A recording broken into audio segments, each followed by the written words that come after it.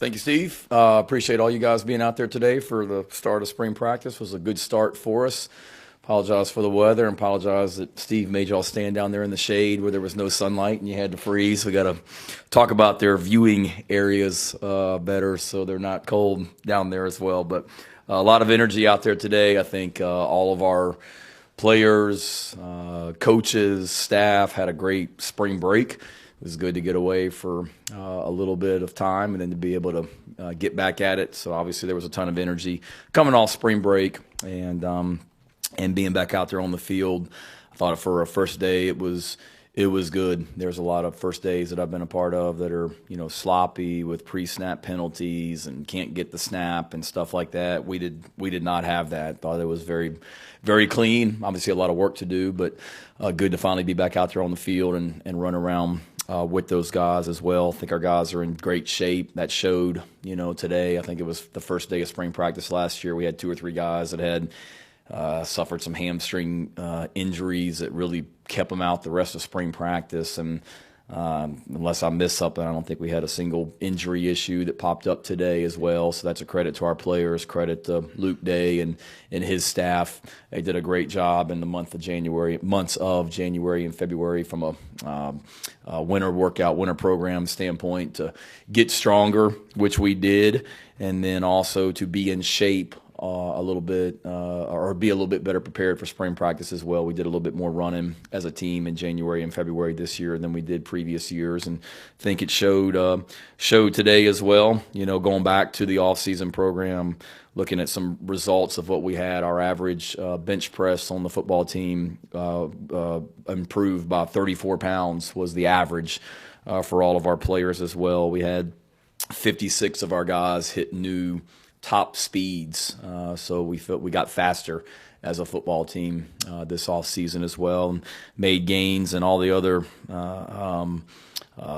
metrics that we test in the weight room as well. So proud of our guys and how they worked down there in the weight room the last 2 months, and then proud of them with the way they performed out there on the field today. So a lot of work to do, but excited about getting started as well. And also, speaking of getting started, wanted to wish Coach Staley and her team good luck this week as they get started on the in the NCAA tournament and going and winning another championship as well. So need to get 6 more wins as well. So we'll be cheering hard for them like all Gamecocks are. So questions that y'all have? Shane, I know that installing a new offense is going to be a whole thing, maybe even through the season, but specifically because you have such limited running backs, what do you have to kind of hold back from putting it in the spring to say you got to wait maybe until more personnel gets in? Not a lot, really, to be honest with you, Dave. I mean, scheme-wise, nothing really would change. Are there things that maybe are a little bit better suited for bigger backs, if you will? Sure. But, we feel like with all the running backs that we have right now that they can do everything that we want to do from a schematic standpoint. So not much. What you got to do, and it's not just at running back, but there's some other positions where we're a little bit thin numbers-wise, so you just got to be smart about how much you're asking guys to do and things like that as well. We've got to be very cognizant of that. But no, we're trying to throw as much at them right now. Let's figure out what we're good at offensively, defensively, and special teams, and continue to narrow down on that as we go through spring practice and into the season. Shane, after one day of practice, are you able to share a 2-deep, anything like that in terms of who's going to start game 1 against North Carolina? I'm sure you guys, when we did a couple of the things at the beginning of practice, I'm sure you guys were writing and tweeting feverishly when you saw who went out with the first group and second group and all that as well. Not really, but I'll tell you, Colin, exactly what I told the team this morning at 7:30 a.m. in our team meeting. There is no depth chart right now. There's a group that went out there today first, primarily because of experience and who were the returning guys. And after that, we talk about competition in this program all the time. After that, it's all about what they do. So we're evaluating everything, and that depth chart will constantly change. And there's a lot of really good, a lot of competition at all positions, but quite a few in particular that I think will be really good battles here this spring. And we saw DeCarrion working a little bit with the running backs there. Have you talked to him about what his role might look like, and is that something you could foresee coming through spring and then into fall camp? I think DeCarrion I know that DeCarrion's a guy that good things happen when the ball is in his hands, whether it's running it, catching it, throwing it. There's a lot of different things that we can do with him. So one, to carry on being able to do some stuff at running back is kind of the next step of some of the things we did with him last year, playing some quarterback, and the year before also playing receiver. So he's still a receiver. He was doing some things at running back today as well, and with him, we've kind of told him it's his. We'll go at his pace. I met with him about a month ago, just trying to figure out all the different ways we can get you on the field, and he knows he knows receiver. He's been doing that since I've been the head football coach here. Let's experiment a little bit with you just getting natural at being able to play, some running back as well. And I think it'll, present problems for, defenses as well, because here's a guy that can line up at quarterback, here's a guy that can line up at receiver, here's a guy that can line up at running back, and just continuing to try and find ways to get him the ball. So he is a receiver. He'll continue to work at some quarterback, but this is just something that we just wanted to experiment with a little bit, which can help us as we go into the season. And goes back to David's question. I mean, we're very limited, as you guys know, at running back right now, so it gives us another body in that room and some experience in that room as well, because that's a young group. You mentioned some positions. Center is one. You're going to have a big hole to fill with Eric going. Kind of how you feeling about that now? And I think we saw Vershawn taking some snaps there. Where is the center position right now? So, y'all, we're analyzing the depth chart and where guys were and stuff like that as well.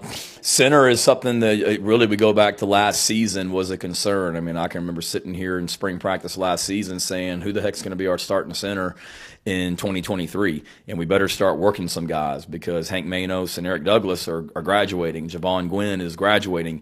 And so that's something that we've been preparing for since last year. Vershawn and Nick are the two guys that are primarily working there as well. But we've got other guys that have been doing things at center as well. So you can never have too many of those guys that can obviously make the calls that you have to make at the center position, direct traffic for the offense, and then be able to snap the ball to the quarterback as well. So we're trying to develop as many as we can, but Nick and Vershawn are kind of the two top guys there as we go into day one. Shane, as we overanalyze, you mentioned with the depth charts a little bit, seeing Stone Blanton out there. I know you guys are very high on him, especially towards the end of last season. We saw that snap count went up after that Vanderbilt game in particular. What has he done over the last couple months to really elevate his game, to put him in a situation where he is competing for a starting role this year? Yeah, no, he's somebody I'm really proud of, and we had high hopes for him when we signed him. He did some good things last year as a true freshman, and we continue to have high hopes for as we go into the 2023 and beyond. One, football is very important to him. He's really, really smart. I mean, it seemed like last year when he got here and we started preseason practice, I don't know if he ever left the building in the month of August. There's stories of him like sleeping up here at night and not even taking time to go back to the dorm because he just wanted to maximize his time in the facility watching tape and things like that. He's a really good baseball player. He's not playing baseball this spring, so he could get healthy and focus on football. And then he's all the things that I talked about in the weight room, Mike, that so many of our guys have done. He's right at the top of it with what he did he's got getting stronger. Leaning out a little bit, getting faster. He'll be the first to tell you that he needed to work on his speed and feel like he has, So with with Sherrod and Brad being gone, Mo Kaba not practicing right now and are not being fully cleared, it's a great opportunity for him to jump in there and try and seize a role at the linebacker position. Although I want to say done. Right now, Stone battled a little bit of a shoulder injury last year, so I think the baseball part of it for him was just getting healthy for one. Let's focus on football early. And Coach Kingston and I have had conversations about Stone, and Stone and I have been talking about baseball, all throughout last football season as well in regards to what he wanted to do. So he's talented at baseball. He's really good at football, and I think his passion right now is golf. He was telling me about his new clubs he got over spring break. So I think the golf is kind of maybe overtaking baseball in his mind too. Half joking on that. So he did get new clubs though. Coach, Laviska Shenault was out there today. What's his role going forward, and obviously not playing, but what's that conversation like when he comes in and you have to talk to him about ending his career and stuff like that? How tough is that? It's tough, and I screwed that up before the last time we met. I should have mentioned Laviska. It totally slipped my mind. His status, I should have mentioned that to you guys. I know he put something out on social media. Hated for him.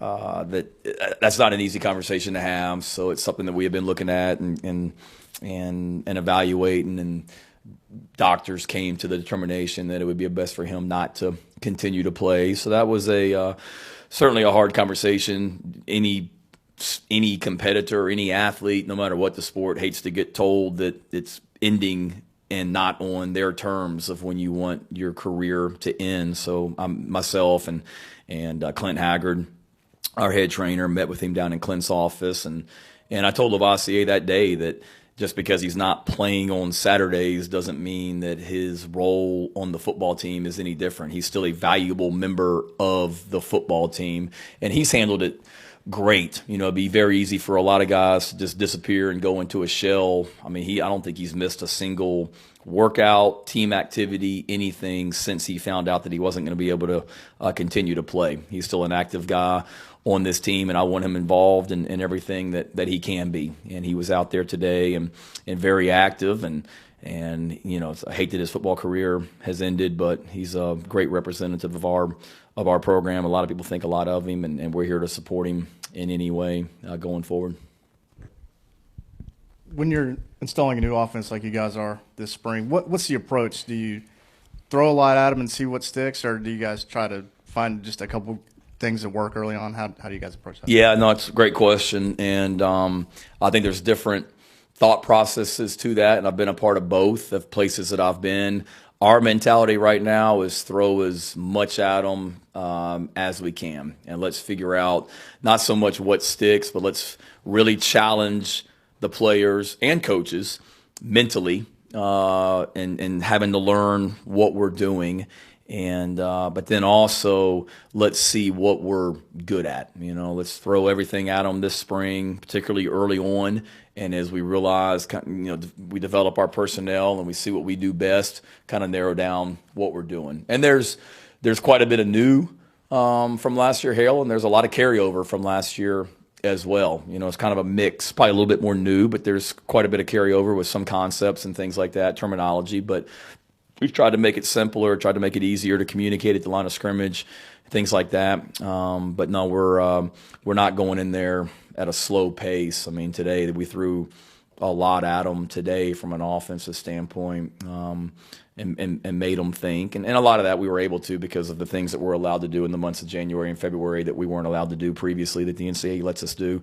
So that helped us going into day one. But we'll continue to throw stuff at them, and then as we get through spring, let's figure out what we're best at and really hone in on that.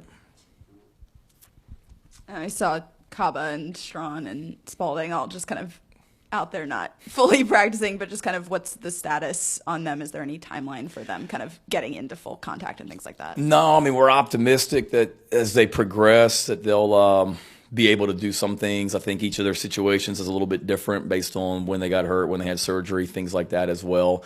I wouldn't anticipate with all three of them, any of them really being able to do full speed, 100% cleared before the end of spring practice, but we are optimistic that each of them will be able to do a little bit more each day as we go through the spring. Going to ask about that too, but as far as Dante Miller too, I guess is his sort of eligibility resolved at this point? I mean, is he good to go? I guess what's kind of his status right now? He's not good to go. It's something that we're still, working on to get a final determination as well. Obviously, there's a process that requires. We're going through the process right now. Nothing has been 100% resolved. So right now we're, hoping that he'll be able to play and be eligible and prepared if he's not able to. Donovan Westmore seemed to be getting some work with the edges today. Just what is that position going to look like in the spring, and how big of an opportunity is it for guys like Brian Thomas and Desmond Umuzulu and getting those reps? Yeah, it's huge with Jordan Strawn being out right now, and and our depth issues at that position, it's critical. Donovan's a guy that he's a really good football player. He did some things last year. He was a linebacker all last year, excuse me, and he was on the scout team for us for the most part. And there was quite a few times last year where we used him as like an edge rusher against certain teams to prepare for the other team. He would play some edge defensive end, so he did a good job of that, rushing the passer. He's got some twitch and some knockback, and he's a really strong young man. So it was a natural transition for him. Part of it was, let's take a look at him and see how he best fits out there. And then also part of it was we're thin at that position, and we need some guys that can play the edge just so we can practice. And it's big for Donovan. It's big for Desmond. It's big for Brian Thomas, Terrell Dawkins, all those guys, Tyreek Johnson, to see who's going to kind of separate themselves at that position. And then who are the guys that we can count on? And do we need to go try and add to that after spring practice? Those are decisions that we're trying to make as well. And then we'll see what's best for Donovan. He's working at the edge right now, but there's a lot of carryover between that and the linebacker position also, where he could always end up back there too. Hey, Coach, it's year 3. There's a lot of new faces. What's one thing about this group that excites you the most in the early going? Good question. I think just how hungry they seem and not satisfied. It's a very business-like approach. There's not a lot of BS with this group. They work, they get their work done. There's not, knock on wood, there's not a lot of issues outside this building that we're really having to deal with. So that's what excites me, is just the hunger, the maturity, and we got some great young men in this program, and you got older guys that are back for another year that are leaders, and Spencer's kind of taken on an even added role from a leadership position, and he's taken that and ran with it. So that excites me. And then just all you guys were out there this morning. I mean, just all the new faces, not just players, but coaches and graduate assistants and analysts. I mean, there's a lot of new out there as well, and every year is starting over, and this year is no different. But excited about the group of people, but then also their hunger and their mentality right now.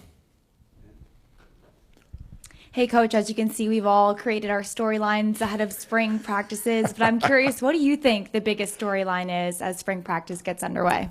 Man, it's a good question. Probably just all the new faces, and how do we continue to progress? Are we sitting around patting ourselves on the back last year because we won 8 football games and finished nationally ranked, and just assume that it's going to be the same this year because we got a lot of guys back? Or are we realizing that every year is completely different and this is a completely new team, and that we did some good things last year, but there's a lot that we have to get better at? And, to me, the storyline is, do we continue to attack those things that we have to get better at, and do we continue to get better as a team while we integrate so many new faces into this program?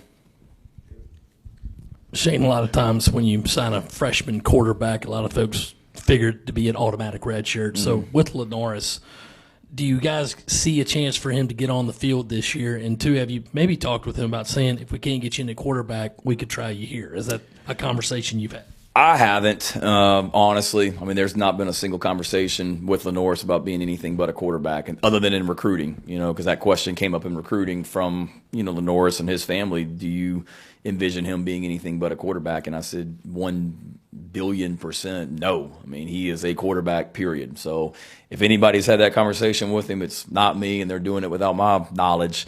So no, he's a quarterback, and I wouldn't assume anything. I mean, we want to give every young man an opportunity to play if they're ready to play and can help us.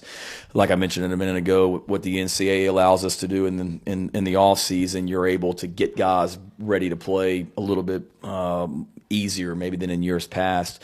And he's working his rear end off to try and learn everything that we're doing. Football is really, really important to him. He runs around with Pup Howard all the time, and they are all about football. And so he'll do everything in his power to get ready. And at that quarterback position, I mean, there's a lot of quarterbacks.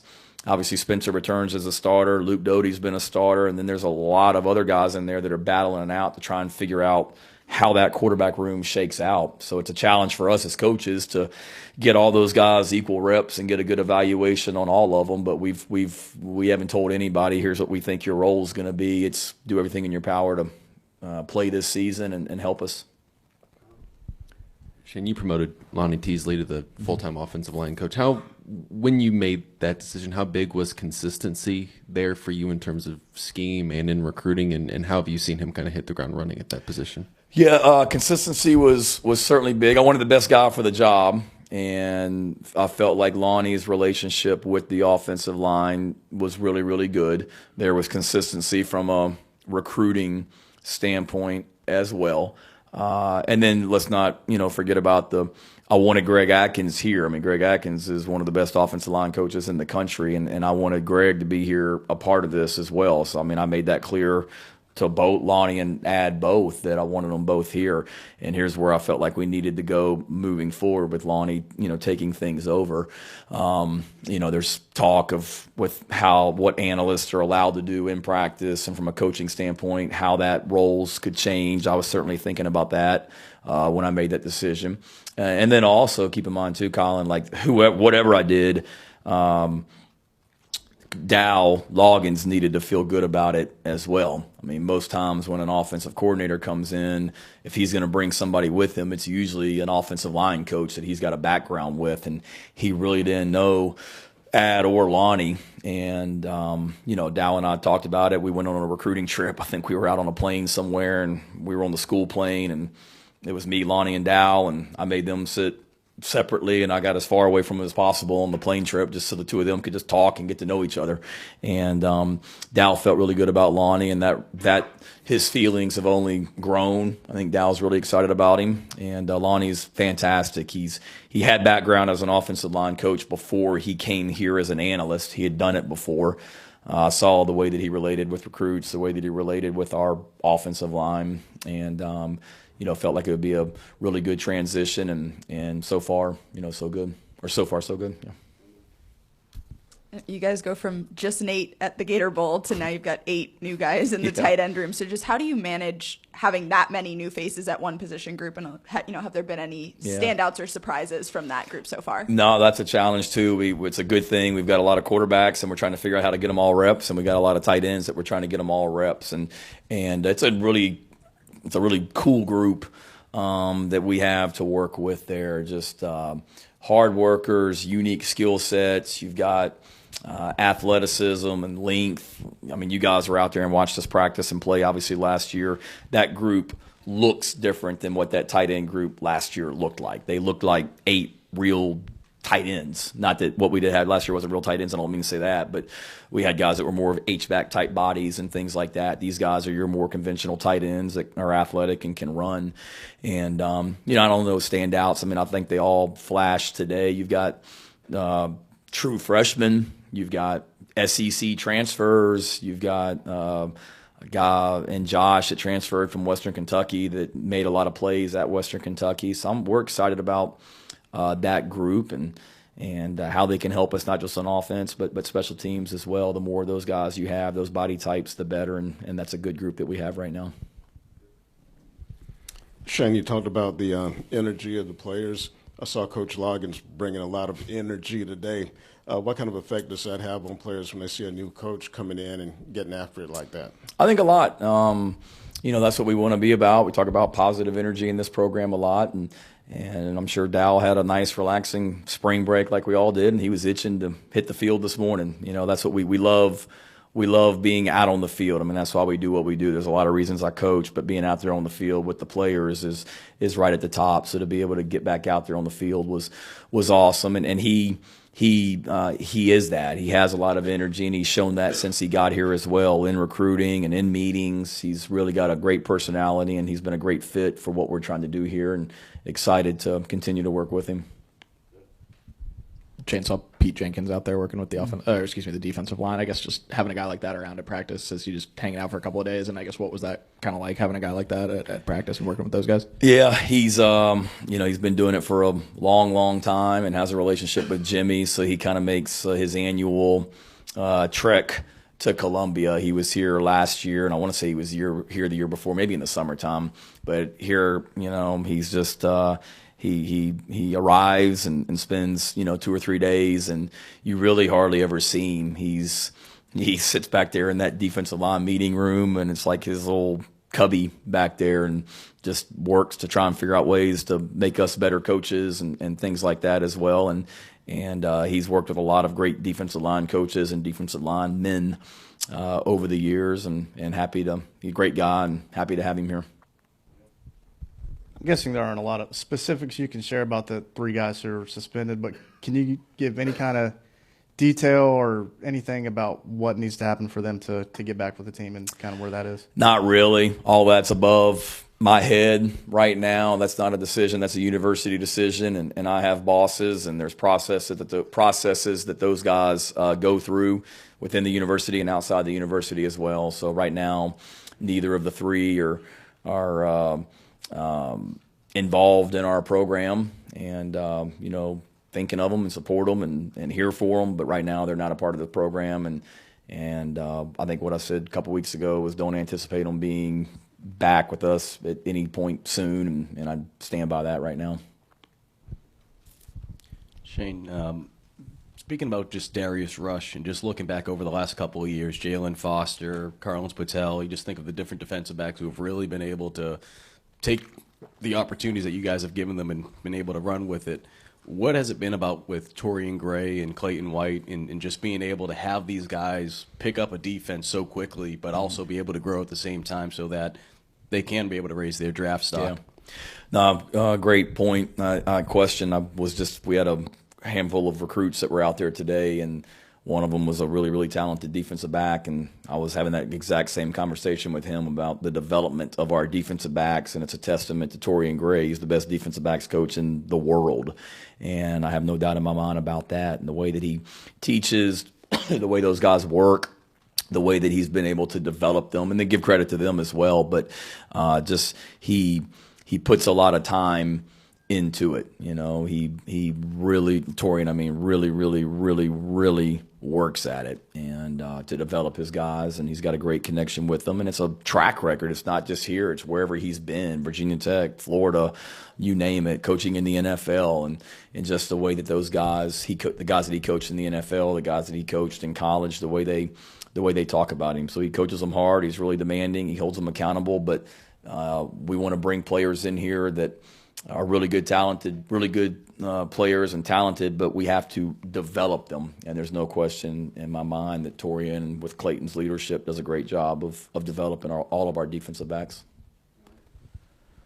Kind of sticking with the player you're losing in the NFL, you're replacing Zach Pickens in the middle. Obviously, Tonka's hurt right now with defensive tackle. Kind of where is that position? Is there anybody working out there who maybe hadn't been last year or in the fall? No, nobody new there right now. Obviously, it's Boogie Huntley's played a lot of football for us, and Boogie's kind of the leader of that group, right now, particularly with Tonka being out. But then there's young guys that it's time for them to take the next step. T.J. Sanders, Jamal Weiss, Demetrius Watson, DeAndre Martin. That's Elijah Davis coming in. We brought him in here for a reason. So those guys are really in a battle to see who's gonna separate themselves. And I've seen them all in practice the last couple of years, flash and show signs. And now it's time. I told them in the team meeting this morning. Now it's time for them to take that next step. Don't just be great in the weight room. It's time to take that weight room and everything else with your development to the field. Also, and so we're excited about the next group of those young guys. Tonka and Boogie are kind of the old guys in that room, and then let's see who takes the next step with that younger group. Wow! All right, appreciate you guys. Y'all have a great week. Thank you.